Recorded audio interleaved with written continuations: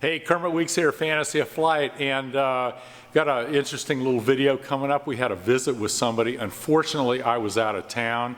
Richard Grace, he was the son of Nick Grace. Nick had started the Tempest V project a long time ago. He unfortunately had an accident and is no longer with us.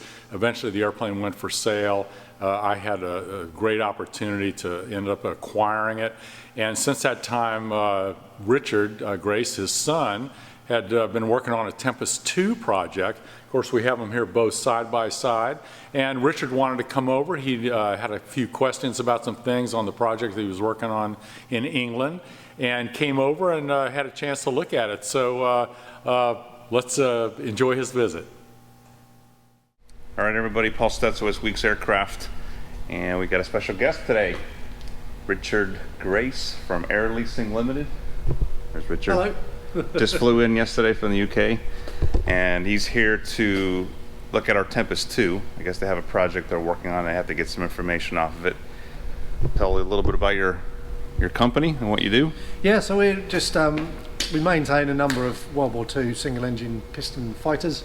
We're also in the process of various rebuilds. Rebuilt a lot of Hispano Bouchons, and we're doing the Tempest II at the moment. One of the ex-Puna Tempest that were recovered by whoever it was, Doug Arnold, I think, back in the late 70s. Yeah, I remember that. Who owns the airplane now? It's owned by a company called Anglia Aircraft Restoration, so we own a number of the aeroplanes that we maintain and are rebuilding.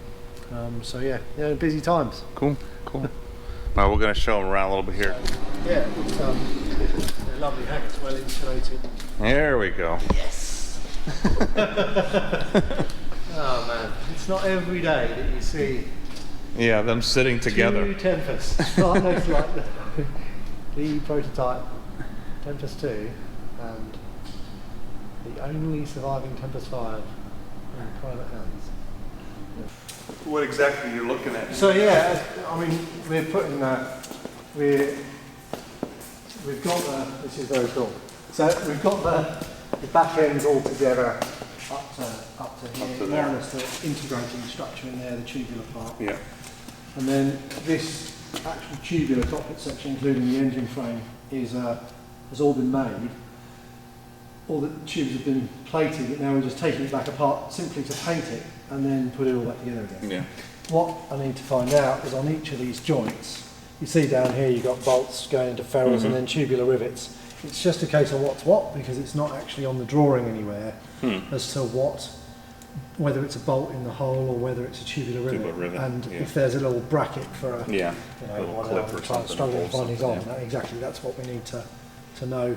So it's going to be a very boring exercise on a very exciting aeroplane of taking about 3 pictures of each joint. So yeah, fundamentally I've got a little diagram of everything, drawn the briefest of sketches of each of the tube layouts, numbered all the joints. So then I just have to take a picture of each joint with a number behind it and amalgamate the information and send it to who needs it, basically. But obviously also while I'm here, you know, there's no substitute for being stood next to the actual aeroplane that you're trying to put together. So just where you run your pipes and exactly you know how far along a tube something attaches. That's what I remember when Andy was working on the 5, how he was constantly running things and realizing he would make something and go, well, that's not the way it's supposed to go. He'd have to make it over again because it would always run into something else. That's it. I mean, the issue, so we've got all original tubing that came out of the existing cockpit. The issue is, I'm sure a lot of these tubes are made on the job. You know, they'd connect an end fitting, put a bend in, and then keep bending it until it got to its end and do the knot up, and that was that. You know? So, whereas we've got tubes that have probably been partially straightened to get them out, and it's going to be fun plumbing it all. Unfortunately, all because we're a big fan of making everything hydraulic wherever possible. They really didn't like an electric motor very much. I think I'd be interested to see actually the gills are normally electric. In fact, they look like they are, but on the Tempest V, the all-core door is actually hydraulic. So this little selector here, that's the flaps are there, and then that's the shutter hydraulic selector to open and close your little shutter flap. Who does that?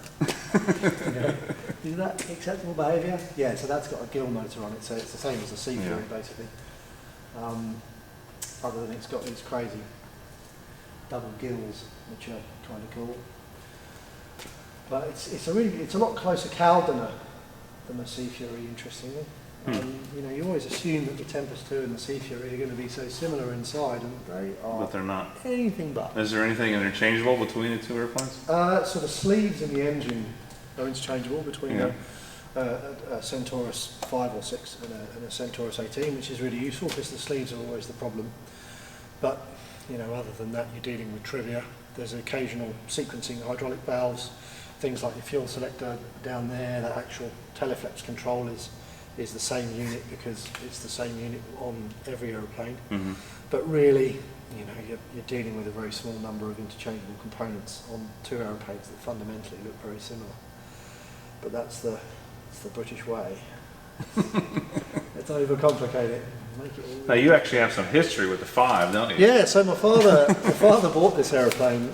He actually did it was a very complicated trade deal he did with the RAF Museum at Hendon to get this aeroplane. And then my father was killed in 1988 in a car accident. He rebuilt a Spitfire, two-seat Spitfire that we operate, and a couple of other things, a Bouchon, so on and so forth. And he was always, you know, this was his passion project. He always loved the Tempest. I think I've caught a bit of that, unfortunately, for me anyway, engineering-wise. We used to own a big property, big in land, not big in house, which was a relief landing ground for a World War II aerodrome called Coolham. So we had this convenient 100 acres in a relatively straight line, and he was going to fly it from there. So he build it at his house and always fly it from his house and never anywhere else. It's probably a sound idea, but yeah, it just didn't pan out. So yeah, so we owned this after he was killed. My mother sort of deciding what to do with it, and decided unfortunately that she just couldn't, you know, she was keeping the Spitfire and operating that, and she just couldn't keep this really. We didn't have any great amount of money or anything. We did need some, and it was a big job, as numerous people have found out. It's a big job. So yeah, we sold it, and Kermit bought it from us basically. So I used to climb all over this thing as a kid.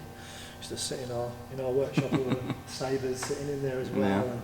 And it didn't look anything like this. It's come a long way. And, you know, it's so nice to actually see that cowling. Even when I saw this aeroplane at PPS when I was 15, 16 or whatever, I knew the cowlings had been made, but I never actually saw it. Yeah.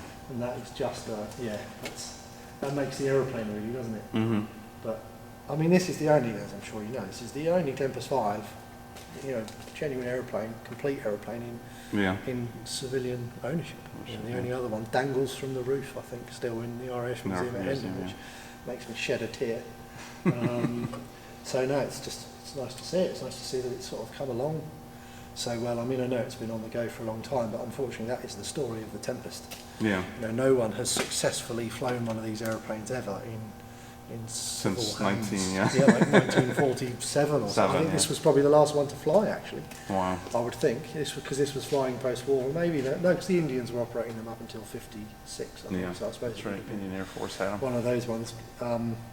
But yeah, no, it's a cool aeroplane. It's a cool project, but you can't underestimate the volume of work in there. I mean, as you know, all too well, just a lot more work than a Spitfire. It's like doing 4 Spitfires. You know, Spitfires are, don't get me wrong, it's definitely got its complex things. The delight of a Spitfire is, you know, since I'm somewhat younger than most of the people that are building Spitfires, and I've come into an industry where people forged the way a long time ago. There's a lot of support for that airplane now. Absolutely. You know, you can buy bits fairly well off the shelf. You try and buy something for this. I mean, it doesn't exist. So, you know, you're into the business of overhauling stuff yourself, or, you know, there are parts around.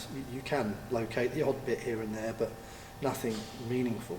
So, yeah, it's a hell of an undertaking. The delight of it is it's all modular. So you can Hawkers, this was the first proper aeroplane they built in sub-assemblies, and it was designed to have total interchangeability. So if you damaged a wing, the idea was that you'd just change the wing, you wouldn't bother fixing the one you had. So we've been able to get it rebuilt in the same manner. So we've got all the tubes are out with someone, the engine's out with someone else. The cowling's been done by someone else, the fin and the back end have been done by someone else, and really all we're doing is amalgamating serviceable components at the end. And that's a big job in itself. Sounds easy when you say it fast, yeah. So plumbing it all out and just making it work, which is... That's what I always tell everybody, that even if you had all the parts sitting on the shelf ready to go, it's still a big job. Still a huge job, definitely. It's an undertaking. And then, you know, you are slightly fishing in the dark. You are putting together an aeroplane that no one else has ever put together, other than hawkers. So, and they were doing it day in, day out with a factory's worth of people that, you know, had probably come all the way through the lineage, and a lot of the engineering ideas contained within it made sense to them. They were used to we the are whole just, systems and everything. We've just come off doing a load of Hispano Bouchons straight onto a Tempest. You know, the Hispanos, the 109s or whatever, they're great things to rebuild, lovely and simple. And this is the complete different. opposite. Yeah, it could be more different, unfortunately. But you know, the simplest of things like the fuel tank. I mean, that fuel tank's so complicated, and it's got a tube running through the middle of it, and it's just, you know, this fuel tank's a total afterthought, really, in that, you know, Typhoon stops here, and the engine, say the same as that, is sitting back here. Sitting there. You know, this room now here sits on the rear spar, on the front spar, sorry. So this whole area is pretty much a like an add-on, on the job add-on. So they really are hoping for the best. But no, it's just great that this aeroplane's just untouched, which is phenomenal. Yeah. And I'm sure, you know, Andy's sterling work he's done in there was greatly assisted by the presence of this machine right next to it. I mean, that is... All right, well, we'll leave you alone for a while so you can get the job done. He's got a flight today. He was only in for one day. I'm in the country for 21 and a half 21 hours. and a half hours, so. Should have come for longer, but there you go. Unfortunately, we're manically busy putting a Tempest together, so I've got to get back and keep swearing at paperwork. So I guess once we get done here, we can go across the street and show you the That'd wings be brilliant. and Just the spinner and spinner. that, if we can get up to it.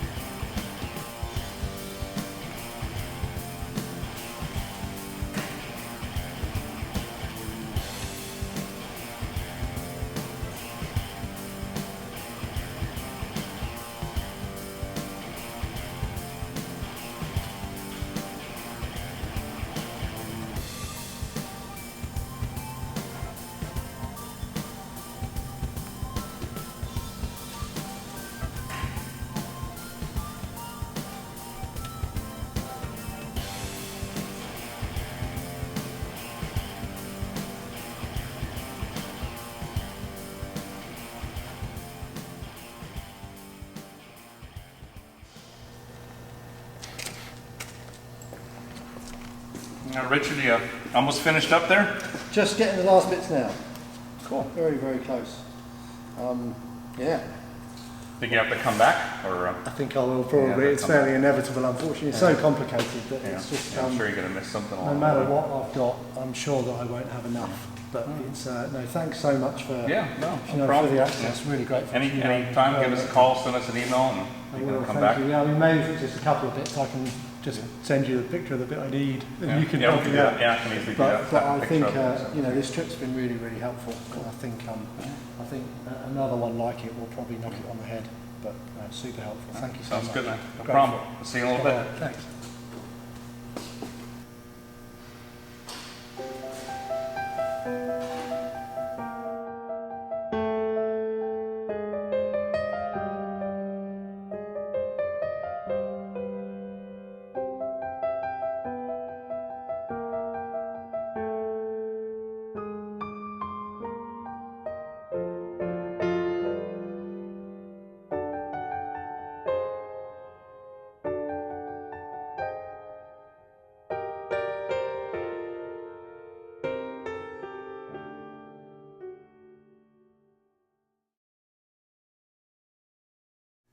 Yeah, well, I hope you enjoyed Richard's visit. I'm sorry I wasn't, here to meet him, but we were very, very happy to help him out.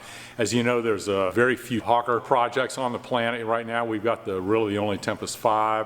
There's a few Tempest IIs people are working on, and a couple of Typhoons. We've been working with the people the best we can. It's a real small group of people, and we need to help each other out with parts and information and things like that. So that's great. People are probably wondering what's going on with the Tempest II and the Tempest V project that we've got here at Fantasy of Flight. Most people know Andy Salter left, retired basically.